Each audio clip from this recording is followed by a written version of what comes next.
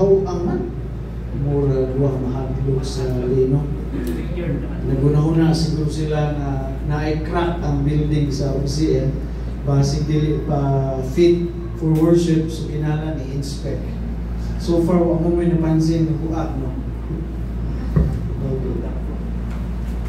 So today we will look again in this passage as we desire na ang ato ang pangandoy nga kini nga passage mahimo gyud siya nga foundational truth in our very lives.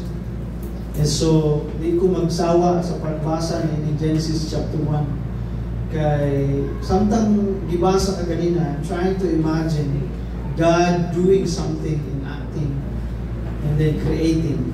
And so hindi na ko ma-picture out kung unsa kagamhanan ng Ginoo, kay everything na iyang gihimo is out of words and out of simple commands na iyang gibuyan. But out of His very word, kita nato nga adunay fulfillment sa iyang ginahimo. So din na pala, it speaks a lot about God. And so therefore, the first two verses in Genesis chapter 1 speaks a lot to us. Kung ato yun ang so ang pinaka-tema gida is ang Genesis chapter 1 verse 2. Pero ang 3 hangtod sa 31 is an explanation of a very detail of how God created the heavens and the earth. And so I hope later on ato anang usa-usa ato matanaw na siya hinahinay in order atong hibawan usa. And so may this passage again continue to speak to us as we rediscover who God is, the Lord and Savior of our lives, and the God who creates. And so let me tell you a story as we begin. Adunay usa ka astronomer, lecture siya sa usa ka lugar sa France. Kanya dideklara siya na akong gitanaw ang tibuok kawanangan using my telescope, and yet I find no God. Mga yan declaration. Pero sa audience, ang usa ka musician ni react sa iyang statement. So ningon ang musician nga murag unreasonable ang imong statement nga gingon nga imong gitan-aw ang kawalangan pero wala mo makita Ginoo. So murag kag nag-ingon nga akong bungkagon ang akong violin, or in our case ang gitara, nga tan-aw na ko sa microscope pero wala man nakita ng music.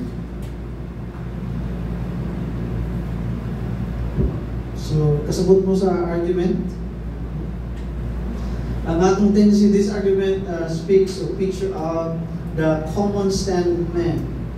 Now when we try to describe God, we want to describe God as being seen in our own eyes.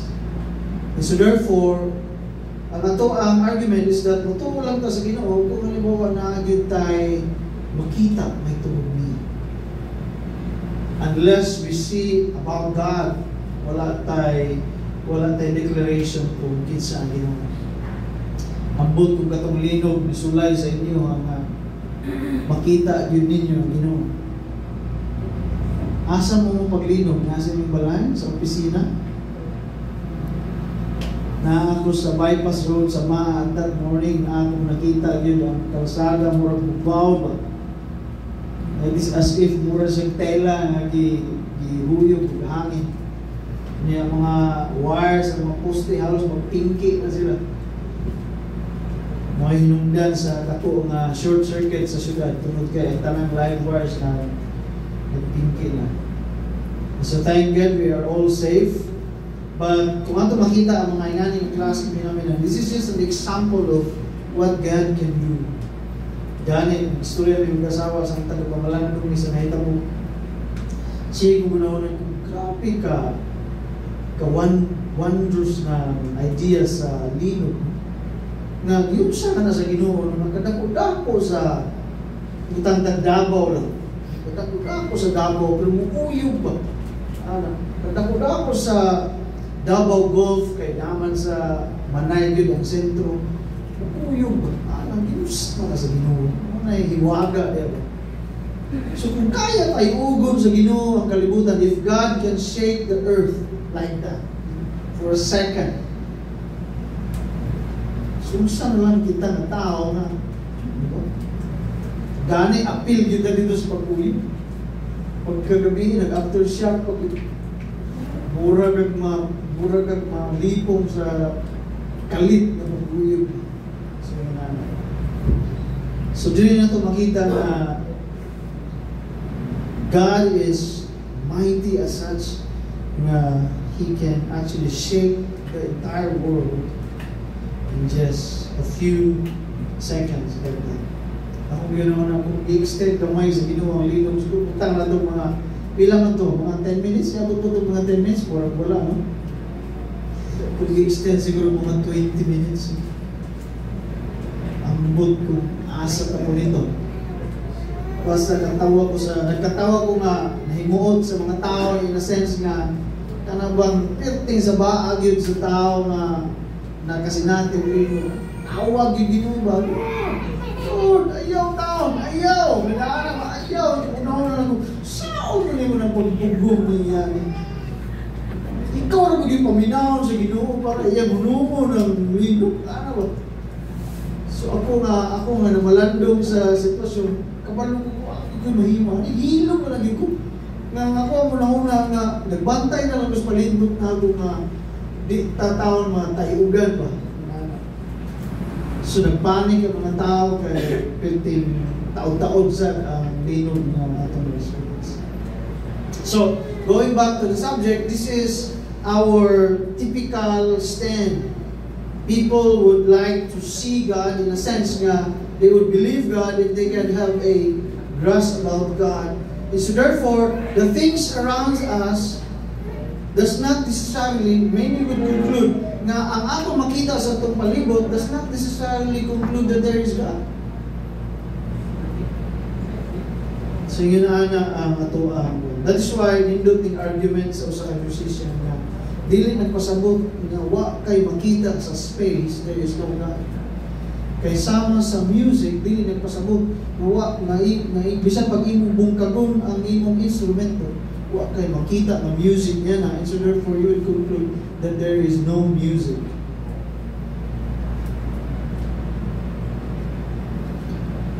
Romans chapter 1 verse 20, si Apostle Paul declara, for since the creation of the world, God's invisible qualities,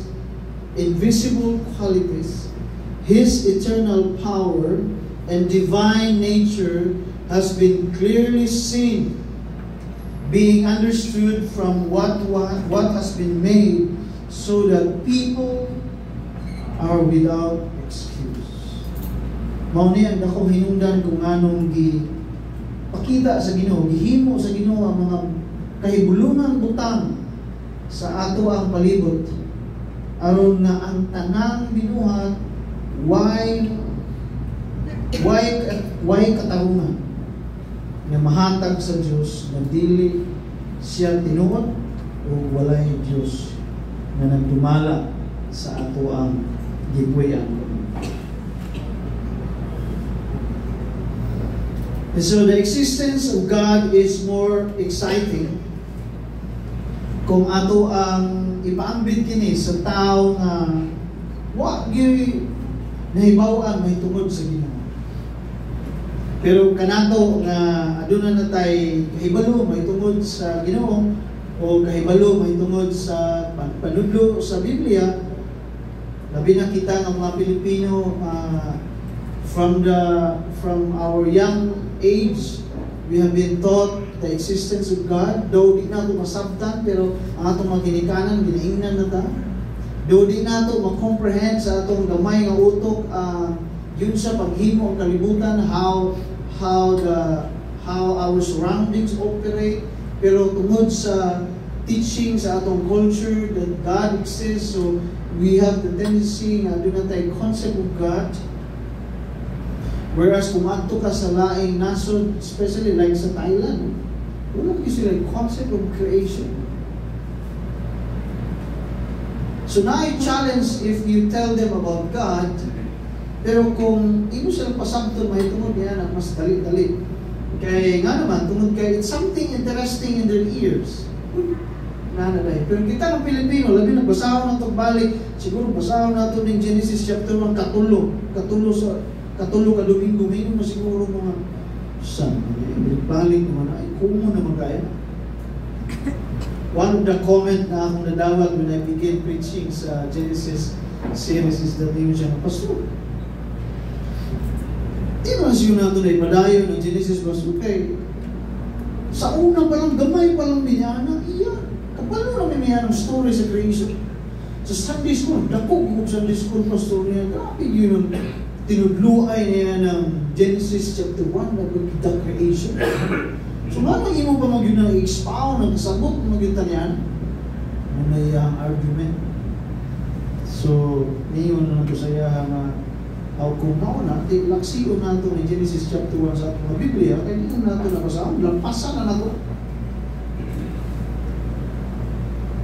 And so, muna akong ginaingon nga, it is hard to convince those people who have concept about God, may tungkol sa existence about God and His role as our master designer or creator God.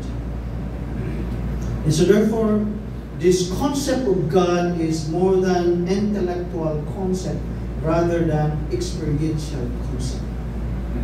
In which mo na goal na ito karon, to really experience God, the God who created. Not just know about Him, not just understand about Him, not just hear about Him, but to really know and be convinced that you can really experience God. And so the purpose of the creation account, makita nato dili nga dili lamang kini maghatag nato og information mahitungod sa origin of the world, but the creation account also draws us to the master designer. Mao ni ang dakong hinungdan kung anong gisaysay ni sa Ginoo kay Moses, unya he commanded Moses to really write this word for word aron na masayod kita that there is a God who designed everything. Unya kini iyang design aduna ni ginatawag nato na meticulous function sa pagdagan sa atong kinabuhi. Kaya nga naman, if we change His design, mausab gyud ang ato ang kinabuhi, magsamok gyud ang ato ang pamiyo, ug di gyud maayo ang ato ang kinabuhi. Later on, discover nato kung anong mauna siya. But for now, we will stick to idea kung kinsa gyud ang Ginoo na naghimo kanato. So its purpose is to glorify God, the Creator, by magnifying Him through the majesty of His created order. Maunay dako kaayo matumong kung anong ibuhat kini. Makita ninyo very detailed sa Genesis chapter 1 ang paghimo sa Ginoo. Not detail in a sense detail, but general in a sense kay masundan nimo ang iyang proseso. And so in the beginning, God created the heavens and the earth. This verse actually tells us two things. Number one, before there was heaven and earth, or planets, God is already present. Lisod kayo nito karon, pero let's try our best to really understand and comprehend this one. And the second principle na atong tanawon kay time and life begins when God started to create. Sumingon siguro na, yes, kasabot ko na yan, Pastor. Wala ko yung argument niya na. Okay. So, sa may kalabigitan ni ini ng mga duha ka principle, anong atong tanawon? Tungod kay, one way or another, there are times in our life that we raise the question, why or where is God? Siguro atong maglinom, tawag mo Ginoo. Pangtana, pati ba ninyo nga niduol ang Ginoo ninyo? So, ang tendency usahay, we ask the question, why and where are you, Lord? Siguro wala nato nagipangutana karon direktamente tungod kay we are not directly affected sa calamity. Pero kung mahitabo tingali nga apektado ta sama sa linog, mahitabo sa silid. And there are lives lost in our family. The tendency is that you would ask why and where is God? So I'd like to say that to ask why or where is God is irrelevant question. Nanong irrelevant man siya? Tungod kay because before there was a place known to us and unknown to us, God is already present. Ambot, sabta nato na siya, pero ako na, di kaya na ako na mag-grasp, pero ako yun ang sige balik-balik sa mga. So therefore, to ask, where is God? Asa man yun, Ginoo? Niyang nanuman is irrelevant because naay ang tanang butang ang atong nahibawan o buwan nahibawan na ana ang Ginoo dito. Si Martin Luther was asked by a student,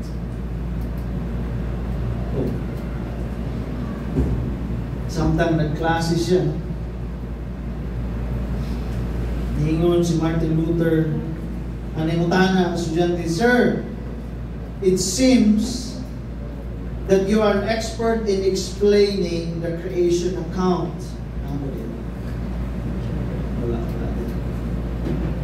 It seems that you are an expert in explaining the creation account, but may I ask, where is God before He created the heavens and the earth? Muna yung pangutana. Estudyante ni Martin Luther sa theology. Yun si Luther, careful of being outwit by his intelligent students. Una-una siya, wa siya mutubag dahil. Una-una siya kung siya itubag. So they are ready na siya mutubag niyon siya. Where is God before the creation? I think He is collecting sticks so that He can smack those who ask silly questions like yours.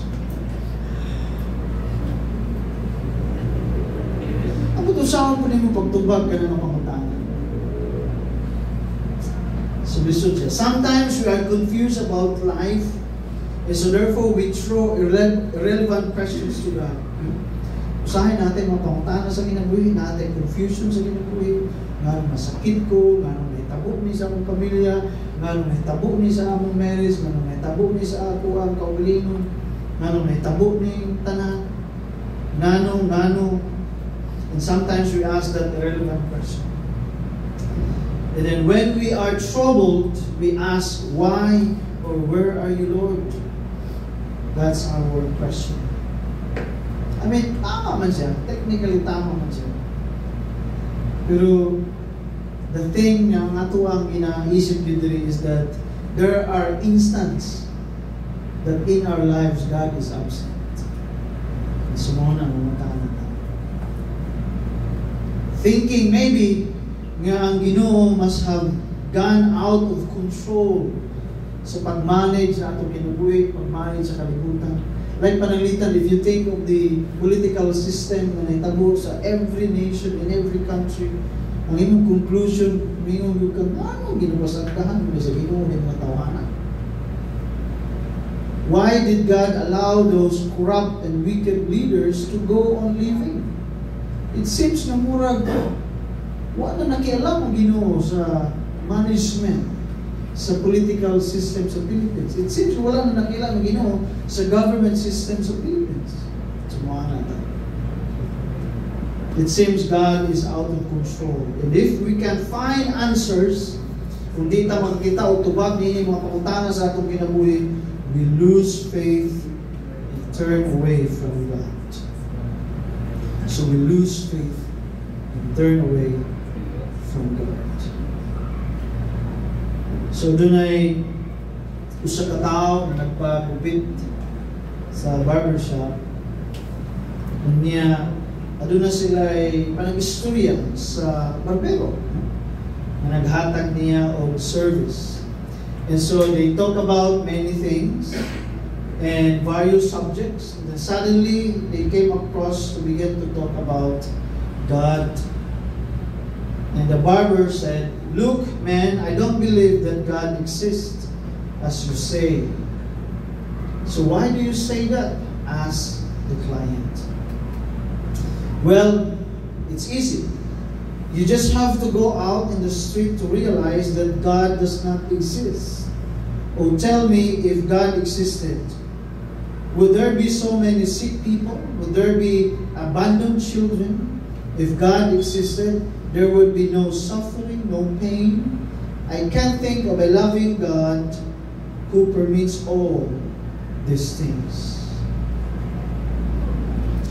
The client stopped for a moment thinking, but he didn't want to respond so as to cause an argument. The barber finished his job and the client went out of the shop. Just after he left the barber shop, he saw a man in the street with a long hair and beard. He again entered the barber shop and he said to the barber, "You know what? Barbers do not exist. How can you say that they don't exist?" asked the barber. "I am here and I am a barber." "No," the client exclaimed, "they don't exist, because if they did, there would be no people with long hair and beard like that man who walks in the streets." Ah, barbers do exist. What happened is that people do not come to me. "Exactly," affirmed the client. "That's the point. God does exist. What happened is people don't go to Him and do not look for Him. That's why there's so much pain and suffering in the world." Kuha ninyo yung punto sa istorya. Psalm 14 verse 2 to 3. "The Lord looks down from heaven on all mankind to see if there are any who understand, any who seek God. All have turned away, all have become corrupt. There is no one who does good, not even one." Mauna ang subo na kamatuoran na tungkol sa doon.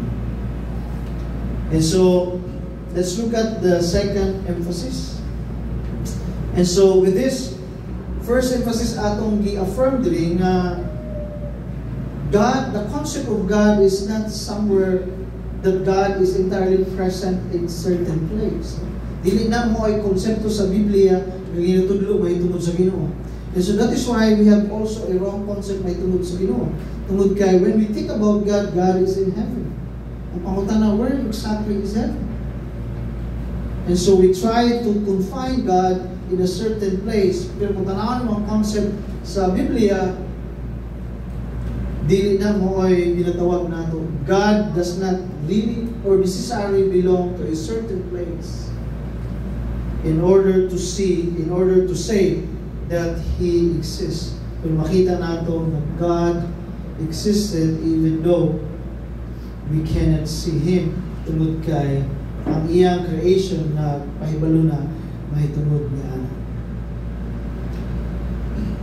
And so, therefore, this is a strong critique nga sa ato ang naandan ng mga pangunahuna about God. And so, another thing is that we regarded God that nakasiguro siya ay gigikanan, no? Hindi pwede nga ang usa ka Diyos mo kalit lang siya o gawas. Kaya nga naman, tungod kay we try to understand God on the basis of our origin. Unsa man natong origin? We were born. Okay? So therefore, when we think about God, maybe God is a father, as a mother.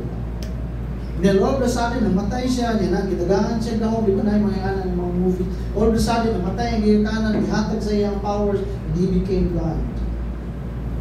Then he begins to create. That's not the thing. The point is that God is present before any given place, any given time, any unknown place, any unknown time. God exists. And so therefore, it is a clear and direct statement that you should always take it by faith. Kung pasabot, lisod siya sabton, pero it's a matter of statement that requires full faith to really believe. And to support that is to look around. And to support that is to understand what is going on sa ato environment, sa ato community, and above all sa ato physical lives and even our very lives. And so therefore, He is the origin of all things, living or non-living. So sa may important implication niya na, if God is already present before all things came to be, then He can never be absent, even in all things passes by or when all things bid goodbye.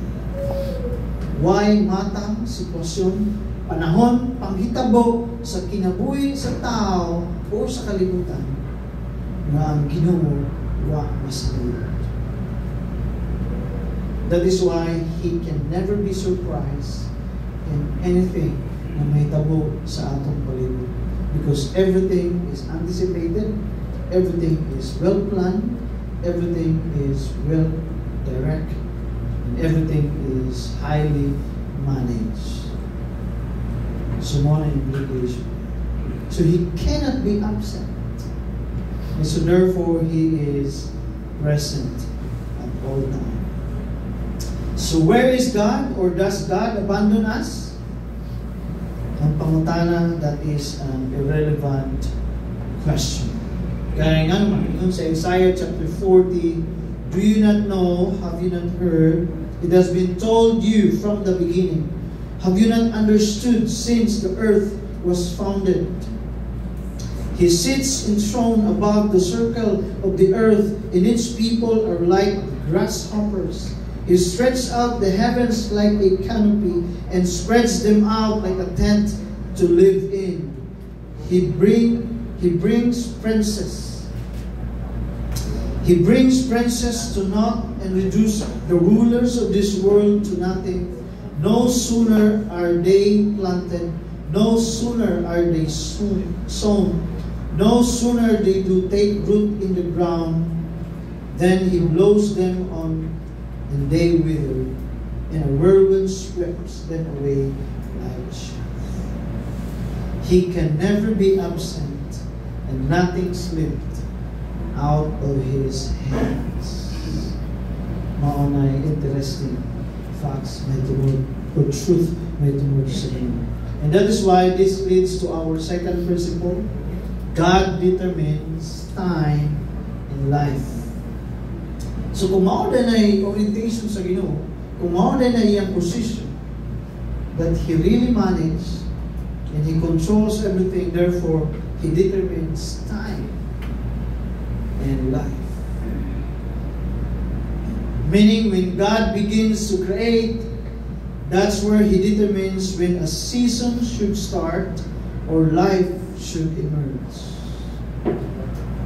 Unless God begins to create, no life is present. Muna yung itabo sa Genesis chapter 1. Everything was formless, meaningless, empty, no life at all, no beauty. And so therefore God acted in order, God created in order to come up with life.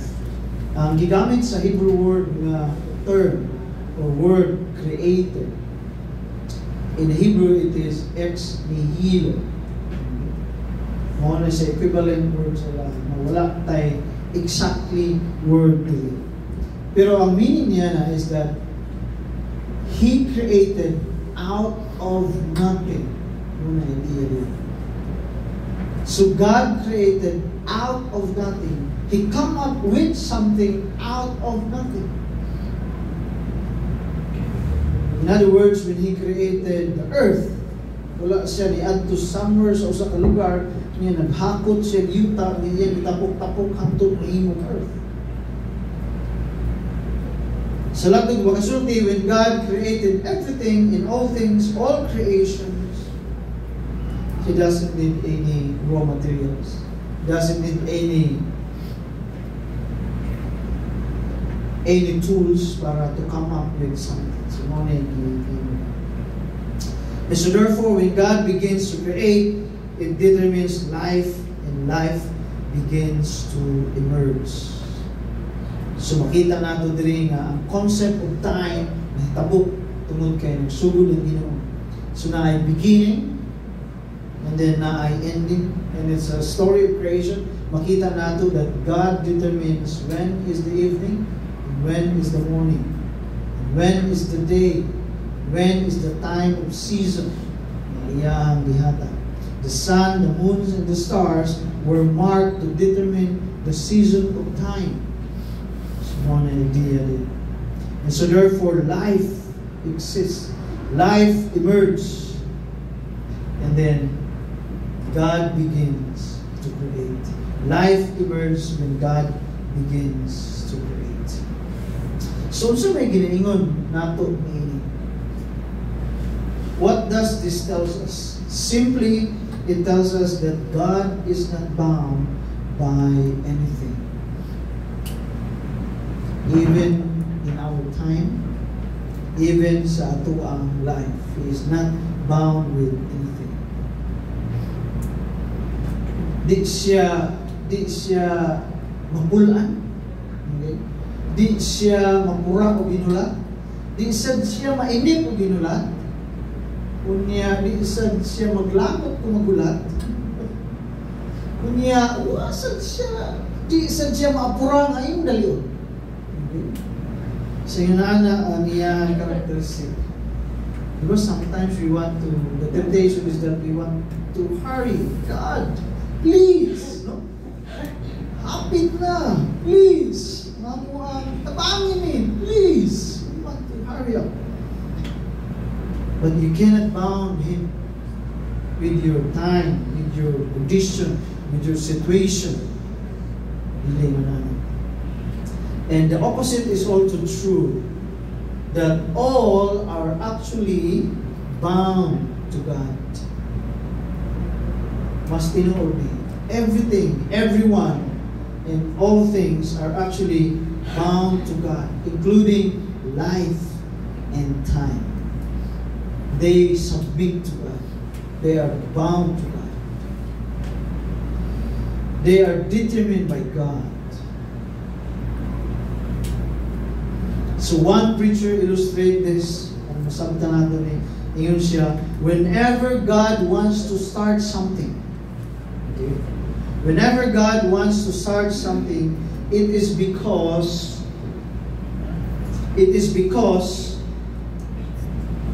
He is done creating it. And so, ang idea, dili gyud may patience si God sa ato ang timing. So let me illustrate further. Ang usa ka engineers, bago na siya magsugod sa iyang project, unsa may nahitabo niya na. Nagsugod na siya, kay nga naman, unsa may nahitabo niya na, humana ang plano. Diba? Muna siya. Pag magsugod ng engineer sa project, humana ang plano. And so therefore, when the project started, naana sa una-una sa engineer ang outcome, ang outlook may tungod sa structure or any project na iyang ginahimo. They don't build without a final result in the mind. Ano yung characteristics sa engineer?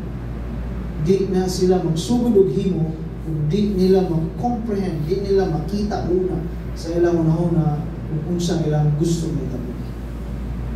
Likewise, God, He already had in mind in the final resort.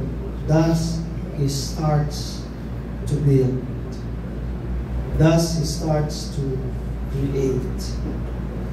And so atong dalaon ni sa personal level. What does this truth imply? What does this truth imply? Tanato karon.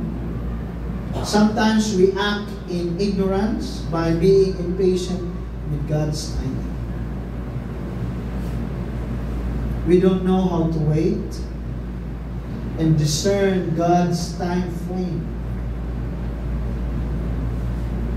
Kaya natuwa, kanira gyud ang atong nakita. Kanira gyud mao ni ang sitwasyon, lisod na gyud ang atong binabuhi o kanira gyud. So mao ni akong pamilya karon, so kinahanglan mag-isip ko kung sa ipaagi aron aso ng pamilya, so bisan og tuod dili na mo ay direktamente nga direction sa Ginoo, we compromise tungod kay importante ang panginahanglanon. And so we are having a hard time waiting for the Lord. Again, we throw our irrelevant question. Ngayon ta, kamusta pa man yung taong Ginoo? Nasakit pa ng litan. Kamusta pa man taong Ginoo? Ayuhon mo. So we try to bound God in our preference, in our time, and even in what we want. Kanusta pa man taong mahuman ni Lord? That is a question na ato ang ginahatag sa Ginoo. And you know what implies? It is manipulating God. When we tell God, when we hurry God on the basis of our time frame, we are manipulating God.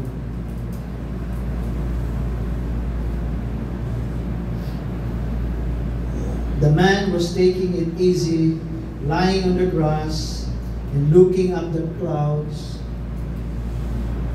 Ano ba nandito? Wala naman nabitaw.